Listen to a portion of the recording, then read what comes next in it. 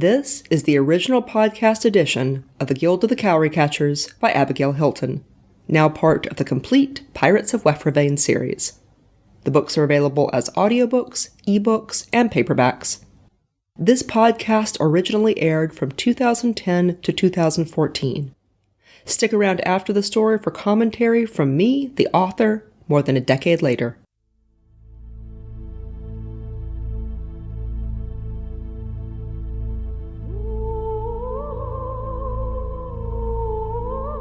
The Guild of the Cowry Catchers, a novel of pirates and Panamindorah.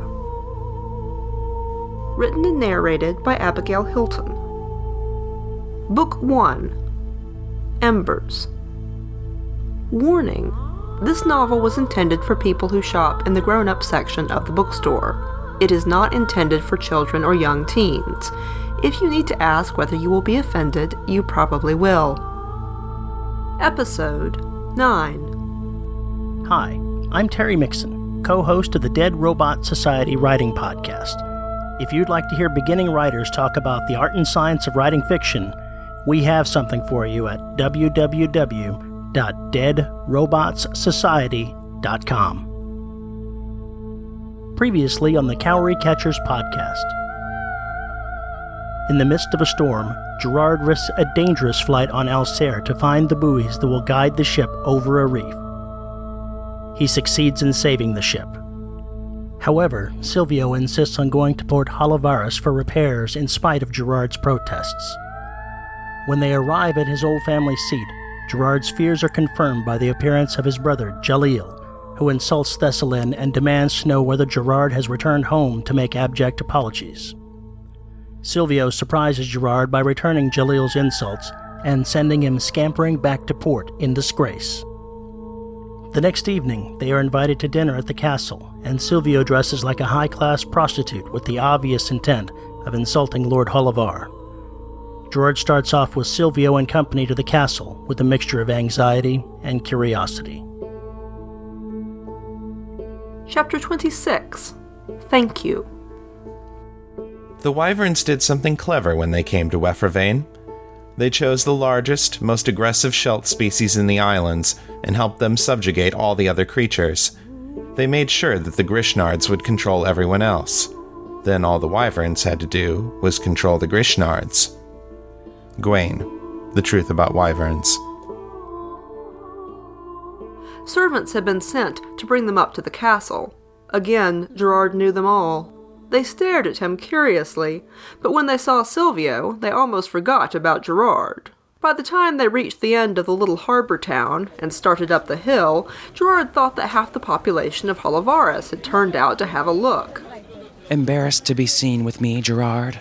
asked Silvio, chiming with every step. "No," said Gerard, and found that it was true. He didn't belong on this island anymore. The knowledge came as a shock and a relief. Formally dressed servants met them at the castle entrance. They were too polite to stare, but they kept shooting little glances at Silvio out of the corners of their eyes. Lord Holivar was waiting in the antechamber outside the dining hall. "Oh, look," said Silvio softly. "It's you in 30 years, if you live that long." Lord Holivar was slightly taller than Gerard. He had the hard profile of an active shelt, a face prematurely lined with sun and wind, and iron-gray hair that had once been black. He was not the kind of person who smiled often. Gerard could feel his stomach nodding again. He felt as though he were 12 years old, and being called in to account for mishandling of the island's resources, or neglect of some duty. Jalil was standing slightly behind his father, looking sullen. He whispered something as they entered. "Stop that!" snapped Silvio, and Gerard realized that he'd been slapping Silvio in the back of the head with his own lashing tail. "Don't fidget! Hold your head up, stay with me, and keep your mouth shut. If you must talk, remember that you are the captain of the temple police." He strode forward to the front of the group. "Michel," he said, just as the king was opening his mouth to speak. You have the honor of hosting the Temple Sea Watch and the police this evening, and I'm sure you're charmed.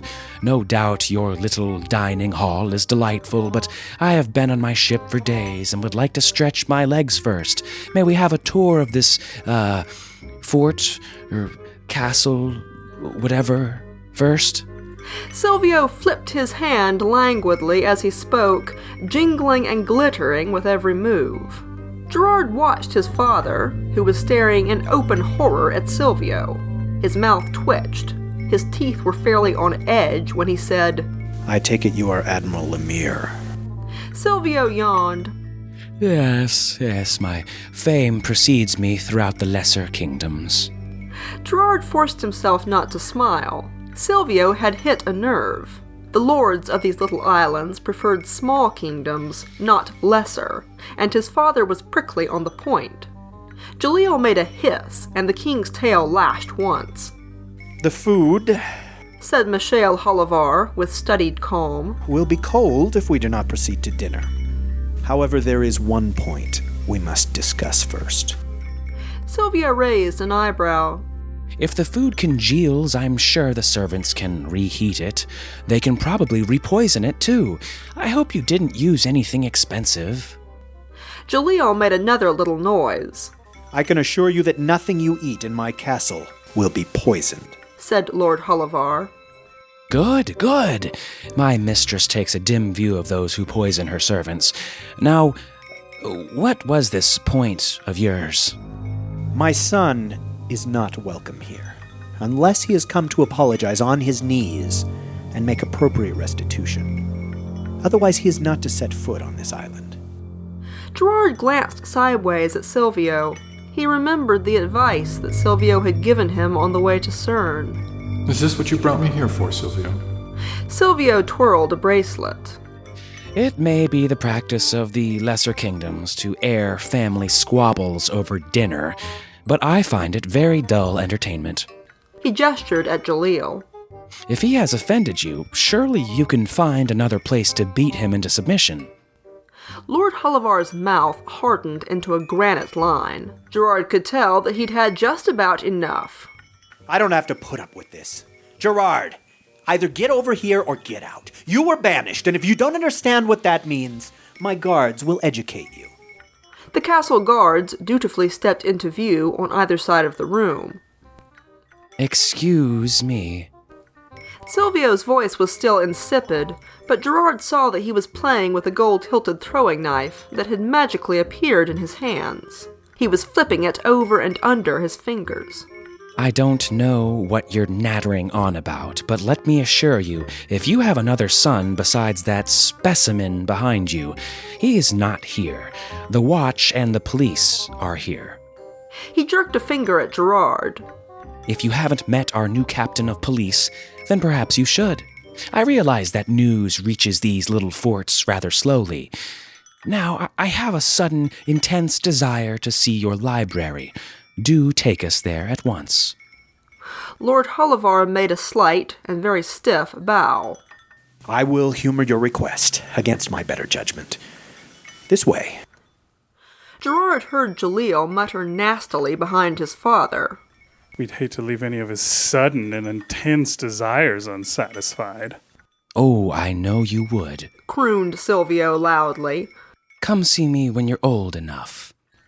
Gerard rolled his eyes to the ceiling. Silvio, he really might kill you if you keep this up.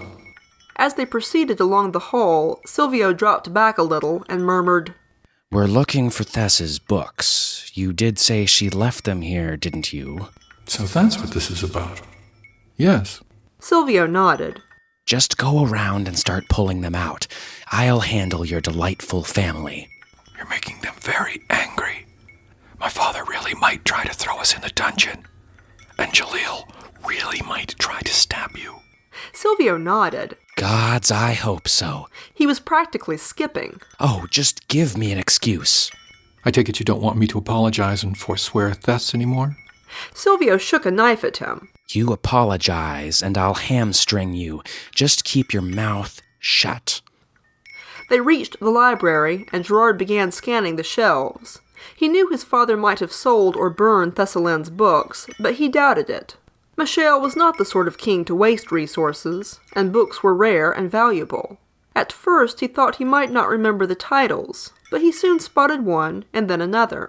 I ought to know them. I read most of them to her. Behind him, Silvio was keeping up a banal chatter to his father, his brother, and an assortment of castle guards who trooped in behind. Gerard stopped suddenly. He was looking at a book called The Non-Grishnards of Wefravain. The author's name was Flag. Gerard plucked the book off the shelf and leafed through it. He was sure he'd never seen it before, and he'd read every book in this library. He rounded on Jalil. Where did this come from? Jalil stepped back, his jaw working at something Silvio had said. What? He snarled. Gerard shook the book in his face. This book was not here before I left. Where did it come from? Jalil snatched the book, glanced at the title, and tossed it down on the table. He'd never had much use for books. I have no idea. Perhaps that Stormcrow left it. He spent a few hours in the library. Stormcrow? Repeated Gerard. It was what they called the Shelts who washed up from the wrecks. Xavier Fawn. He was here 2 days ago, probably stranded by the same storm that ripped apart your precious ship. Silvio spoke before Gerard could. Did he have lenses? Lenses and an ugly pet. A winged wolf. Gerard and Silvio looked at each other. He was here! Exclaimed Gerard. I told you there was an animal in that tea house.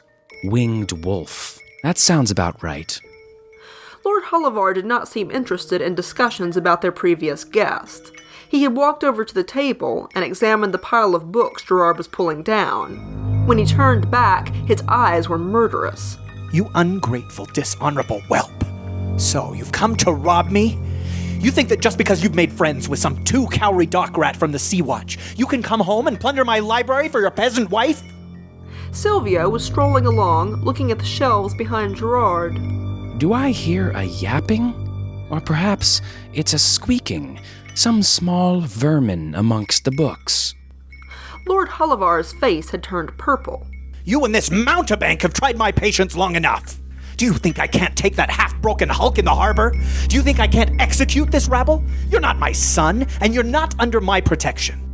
Excuse me, came Silvio's voice, still sweet, but Gerard detected something boiling underneath. Lord Hullivar turned. Silvio had hopped onto one of the reading tables, so that Lord Hullivar had to look up at him. Get off that, you wretched squirrel! I should give you to my guards, and let them treat you as what you look like. Silvio's smile solidified, and his eyes turned as cold as glass marbles. When he spoke again, his voice had razor blades in it. Let me explain something to you, Michel. You are nothing. If you think you own this island, you're a fool. If your god thinks he owns it, then he's a fool too. I know who owns every island in Wefravain, and she's my mistress. If she finds you've injured or even threatened her servants, let me explain what she can do to you. Your neighbors consult their local deities for omens, signs, advice. If those deities tell them to go to war with you, they will. If the wyverns tell them not to trade with you, they'll do that too. My mistress can strangle your little island, and that's only the beginning. Silvio paced the length of the table. His tail had bristled until it was nearly as big as the rest of him. The bells had disappeared. You may have heard what I did on CERN when I took over the watch. She gave me that island like a newborn Pegasus colt for the pots, and I took it to pieces. 8 years later, they're still putting themselves back together. I happen to know she's very pleased with her new captain of police.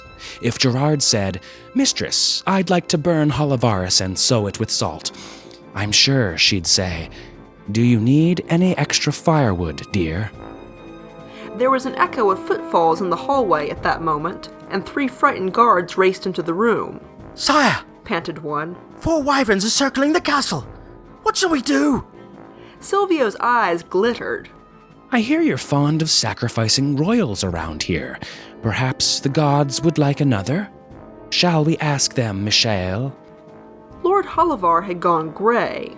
Gerard had never seen his father look like that before. Silvio slapped him hard across the face. Every guard in the room reached for his sword, but Lord Holivar reeled back and held up his hand. He did not raise his head or look at Silvio. He gave no order. The guards hesitated. Silvio hissed. Don't you dare threaten me, you pathetic little king. I'll take what I want when I want it. Now get out. I'll ask for you if I want you. Get out. Moments later, they were alone in the library. Silvio had sent Farrell and his captains to eat. No point wasting good food. Bring some back to the ship for us. I think we'll be busy.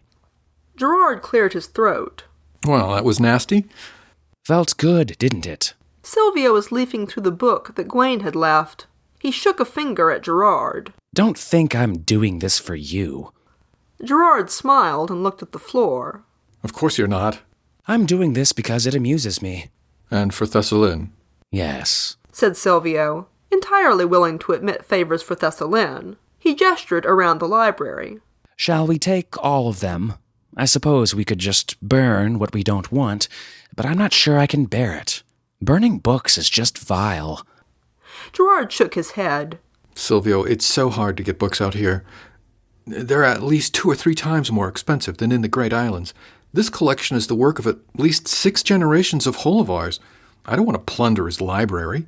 I really don't. Let's just take Thess's books and go.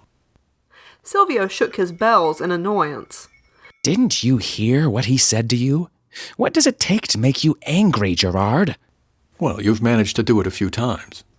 He killed your daughter.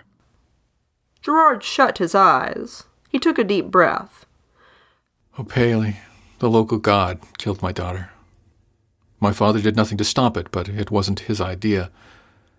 I'm sure that no matter what he says, he will feel guilty about it until the day he dies.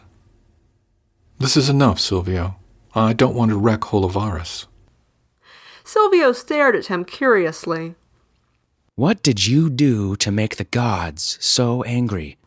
Gerard shrugged. He gave omens that I shouldn't marry Thess, and I defied him. I should never have asked for the omens, but she wanted me to. Gerard rubbed his eyes. I don't want to talk about this, Silvio. For once, Silvio didn't press. He was, mostly, a good father. Said Gerard, trying to change the subject. At least when I was young. Silvio shrugged. Well, he would have to be an improvement on my mother. Very well, then. We won't take all his books. Did you not have a father? Silvio hopped down from the table. I'm sure I did. Nearly everyone does. Gerard smiled. And your mother wasn't much of a mother? Well, you said it before we left Lecklock. Gerard took a second to process this. You are a coward and a fool. Still as much a dock rat as the day your mother sold you.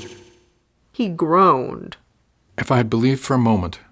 I am so sorry I said that, Silvio. I know words don't mean much to you, but... Silvio was grinning up at him. It is so pathetically easy to make you squirm, Gerard.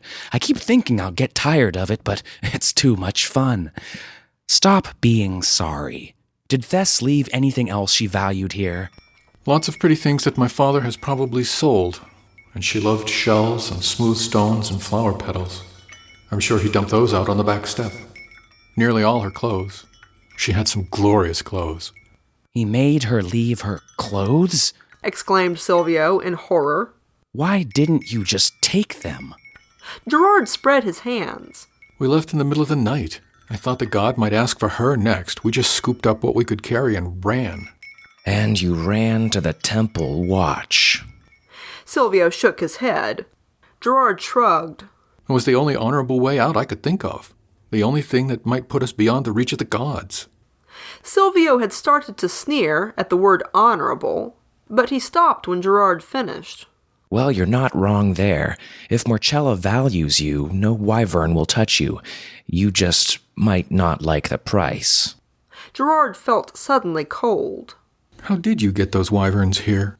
A messenger came to the ship this morning. He wanted to know if we needed anything. I asked for a demonstration this evening. Gerard felt himself bristling uncomfortably. He didn't want to owe Morcella anything.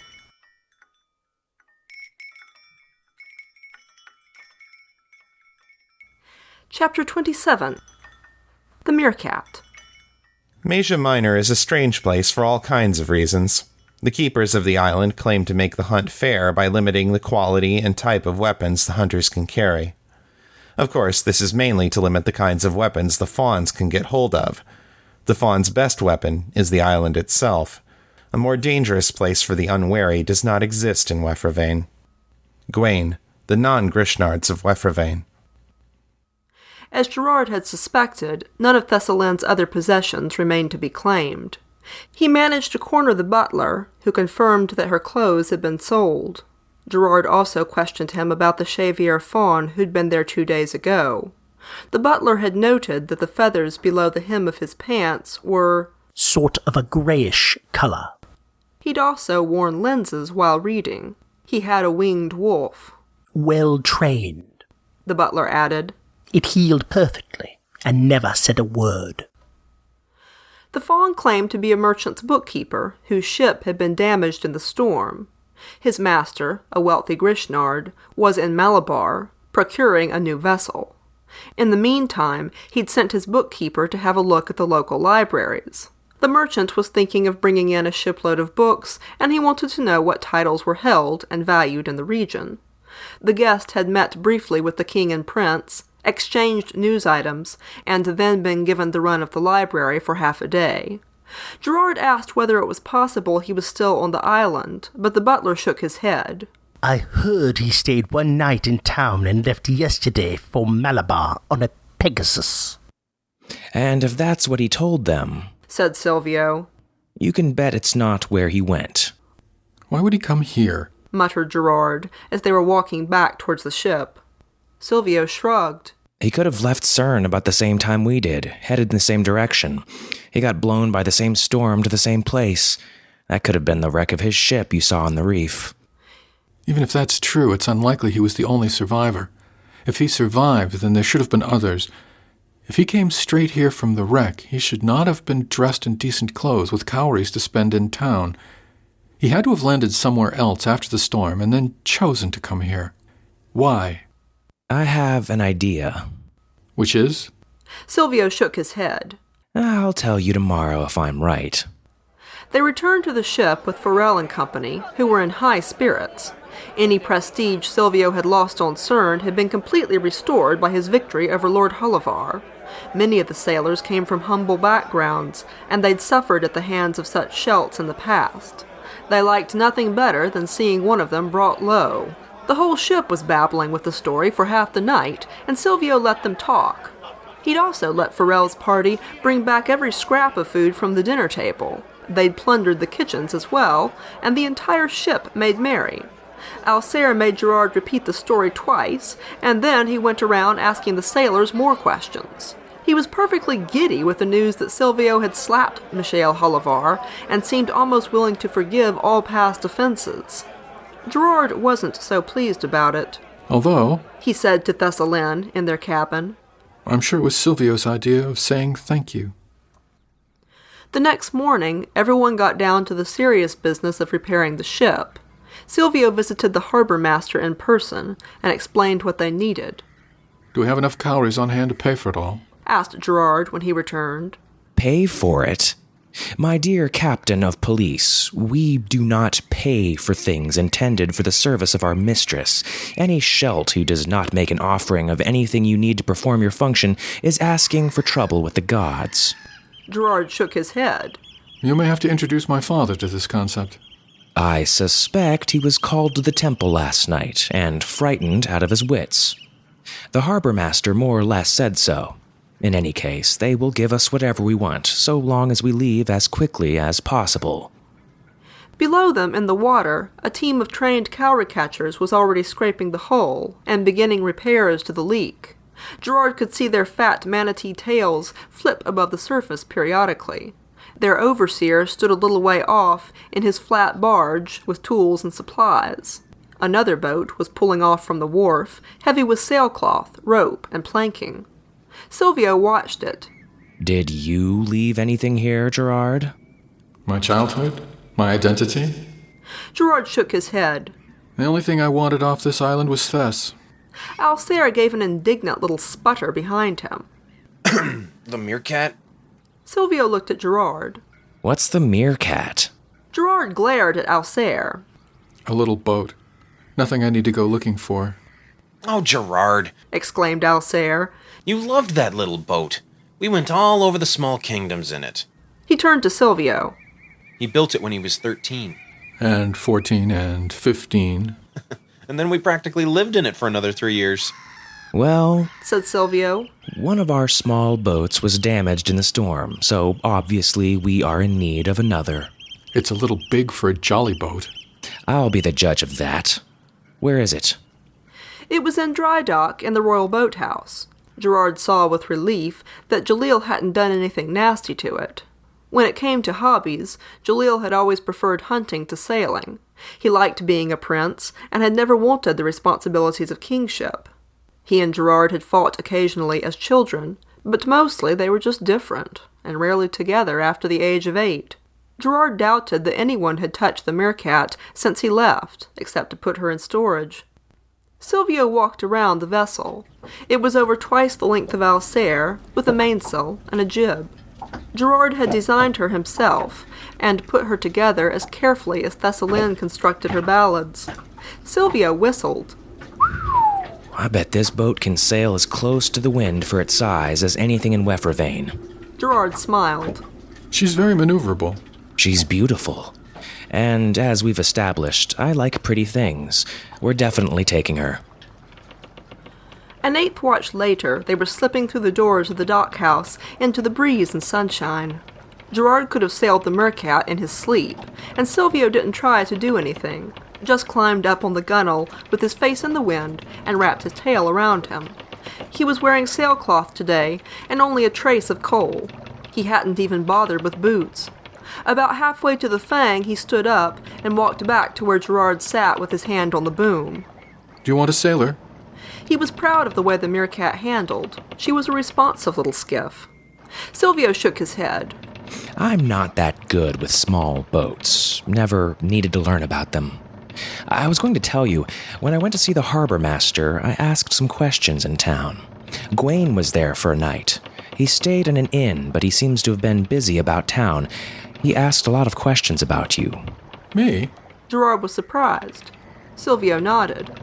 It's what I suspected.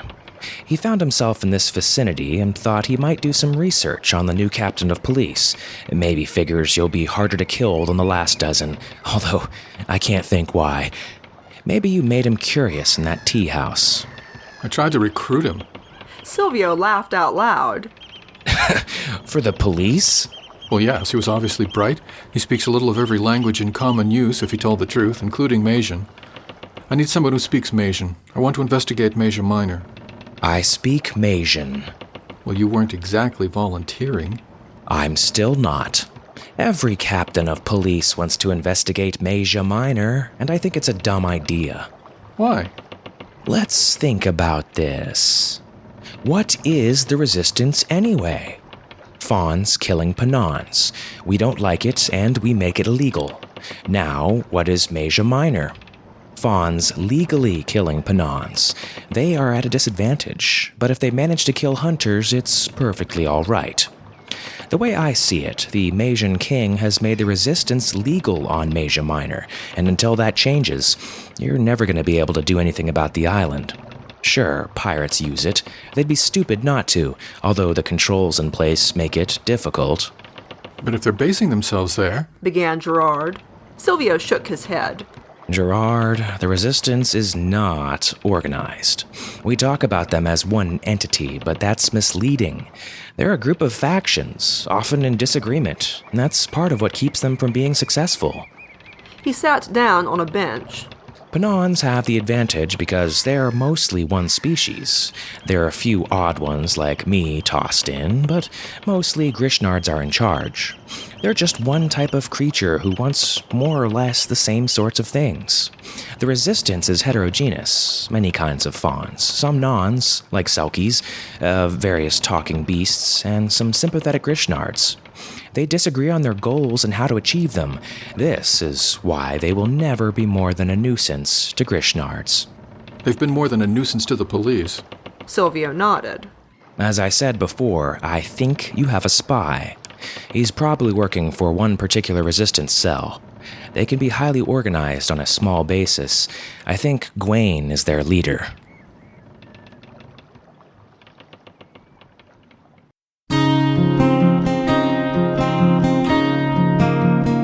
You have been listening to The Guild of the Cowry Catchers by Abigail Hilton. Copyright Abigail Hilton. Cowry Catchers is an illustrated podcast. Artwork for this episode was created by Greensprite.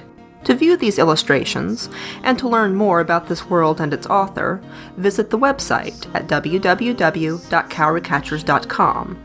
This podcast included the vocal talents of Nathan Lowell as Gerard, Kimmy Alexander as Thessalyn, Norm Sherman, as Silvio, Chris Lester, as Gwaine, Rish Outfield, as Michelle, Big Anklovich, as Jaleel, Terry Mixon, as a castle guard, and the butler. Sound effects for this podcast were generously provided by SoundSnap and the Free Sound Project. The intro music for this podcast was Grace by Beth Quist. The outro music is Moonlight Flowers by Amoeba, both licensed with permission from Magnatune.net. This episode also included music by Kevin MacLeod from Incompetech.com. For details, please see the show notes. This is a standard copyright now. This podcast is provided for your personal enjoyment only. You can download and archive the episodes for your personal use. You may not re-upload, mirror, or publicly redistribute the audio files, nor can you alter, remix, or create derivative works.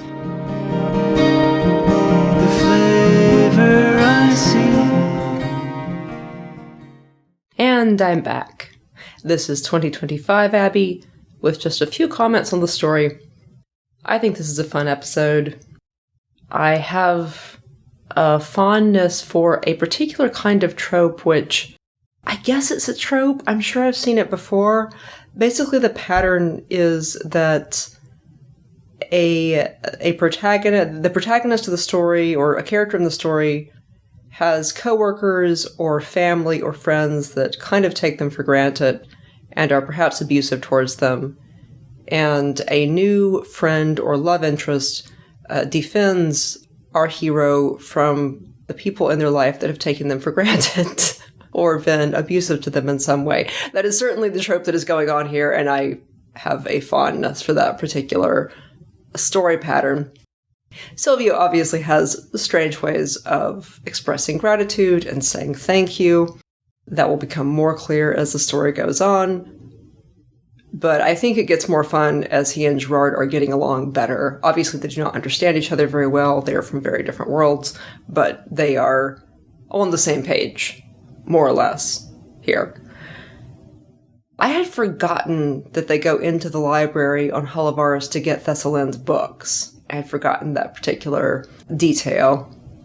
And of course, Thess is also playing an important role in the puzzle piece of these two people being on the same page and starting to work together as they try to figure out the twisty puzzle of our pirate leader Gwaine.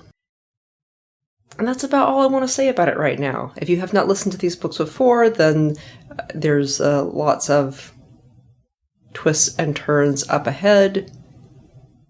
If you have listened to them before, you already know what I'm talking about.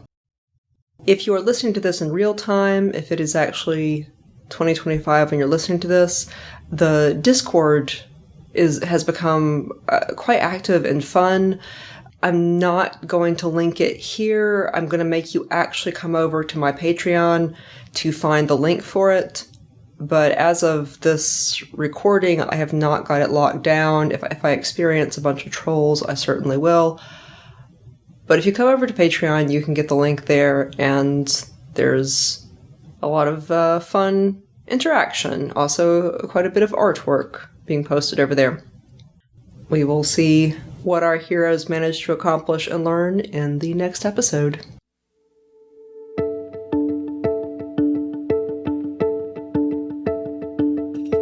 This is Abigail Hilton, and you have been listening to the Pirates of Wefravain saga. Join me on Patreon for early episodes, long-form interviews, forum access, personal updates, and lots of artwork, including maps and species charts. That's patreon.com/Abigail Hilton. If you want the whole story now with no interruptions and some remastering of the early books for sound quality, you can find the entire series at shop.abigailhilton.com, along with all my other novels. The audiobooks are delivered by BookFunnel. Background music was Hidden Sky by Jamie Sieber, licensed from Magnatune.net circa 2014.